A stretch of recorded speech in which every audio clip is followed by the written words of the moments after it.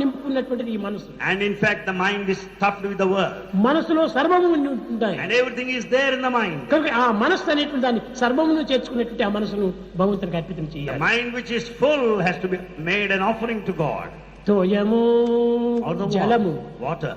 ఏ జలము? What water? ఆనంద భాషలో ఉండే జలము. The tears of joy. ఓ దైవమా నీకేమి నేను ఇచ్చేది? ఓ నా God. యొక్క దేహంలో పుట్టినటువంటి ఈ జలం నేను నీకు అర్పితం చేస్తాను. Oh God, what shall I offer to you?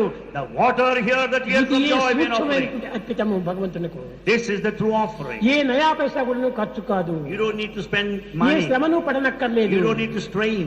ఏ యొక్క కష్టములకు గురి కానక్కర్లేదు. No difficulty. అన్ని మన దగ్గరే ఉన్నటువంటి సులభమైనటువంటి సున్నితమైనటువంటి యొక్క సూక్ష్మమైనటువంటి యొక్క దీన్ని భగవంతునికి అనిపించడానికి ఏమి మీకు కష్టం? Why do you find it difficult to offer those which are so simple, so soft, so delicate, so sensitive, tender within you? ఇలాంటి పవిత్రమైనటువంటి నీ వెంటనే జంటనే ఇంటనే ఉంటున్నాయి. These sacred things are with you, after you, always in you.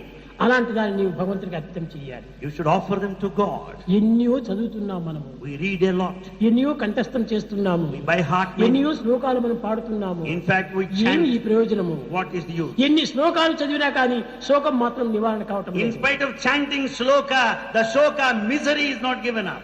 శోకం నివారణ అనేటువంటిది భగవంతుని యొక్క అర్పితమే శోక నివారణ. In fact, shoka, the misery, can be solved, given up by only offering to God. అది ఏ రామాయణం రాసే పురము Prior to composing Ramayana, Valmiki